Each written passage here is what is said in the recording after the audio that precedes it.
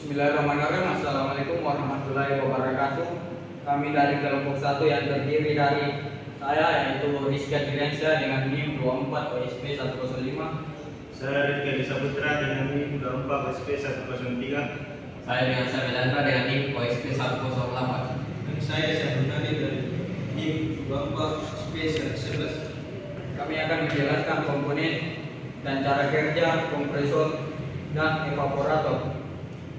Komponen utama akan dijelaskan oleh Sami Aliandra. Baik, komponen utama yang terkait adalah yang pertama adalah evaporator tangki, dan juga ada FT42 atau flow transmitter. Yang ketiga ada FIC42 atau flow controller, dan yang ketiga adalah FP42 atau bisa disebut yang flow valve, dan yang keempat adalah PTD42 pressure differential transmitter untuk mengukur beda tekanan. Dan yang ini adalah TT41 dan TT43 temperatur dan transmitter mengukur suhu fluida sebelum dan sesudah kompresor. Dan yang ini adalah TR41 dan 43 temperatur indikator recorder untuk menampilkan suhu dan merekam suhu. Yang terakhir adalah kompresor. Yang terakhir adalah knockout dan separator.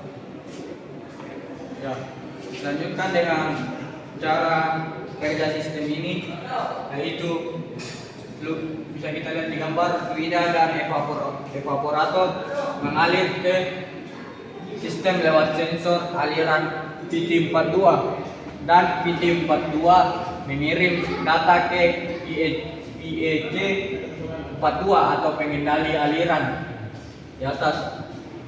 Kemudian VEC42 akan mengatur VF42 atau aliran berdasarkan kebutuhan sistem. Kemudian fluida masuk ke kompresor yang digerakkan oleh motor untuk dinaikkan tekanannya. Lanjut, suhu sebelum dan sesudah dikompresi diukur oleh T41 dan T4 dan TIR43. Hasilnya ditampilkan oleh TIR41 dan TIR43. Kemudian fluida bertekanan tinggi masuk ke knockout drum untuk memisahkan gas dan cairan sebelum dilanjutkan ke proses selanjutnya. Ya, kemudian kesimpulan yang akan dibawakan oleh Syahrunani. Jadi kesimpulannya adalah keselamatan dan efisiensi unit kompresor, menjaga performa unit pendinginan atau pemisahan gas, menghindari kerusakan kompresor akibat aliran yang tidak stabil atau suhu berlebih. Sistem bekerja secara otomatis melalui sensor dan kontrol lock tertutup. Ya, kemudian ada pun pertanyaan yang akan disampaikan oleh kameramen. Baik, untuk pertanyaan saya, apa peran FT42 dan FIC42 dalam sistem ini? Dan mengapa pentingnya mengukur suhu sebelum dan sesudah kompresor? Baik, pertanyaan dari kameramen saya akan jawab. Apa peran FT42 dan FIC42 dalam sistem ini? FT42 atau flow transmitter berfungsi untuk mengukur laju aliran fluida yang mengalir dari evaporator menuju kompresor. Data yang dihasilkan oleh FT42 berupa sinyal, biasanya analog, yang mempresentasikan seberapa banyak fluida yang sedang mengalir. FIC42 atau flow indicator controller adalah pengendali aliran otomatis. Fungsinya adalah: 1. Menerima sinyal dari FT42, 2. Membandingkan nilai aliran aktual dengan nilai aliran yang diinginkan atau set point, 3. Mengatur pembuka katup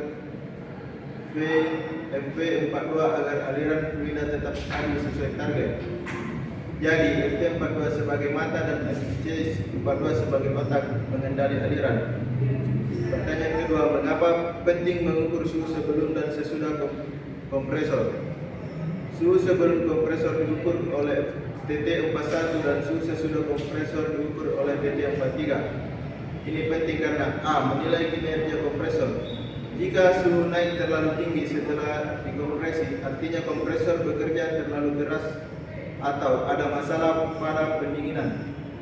B. Mencegah kerusakan. Suhu berlebih bisa merusak kompresor atau komponen setelahnya. 3. Mengontrol efisiensi proses.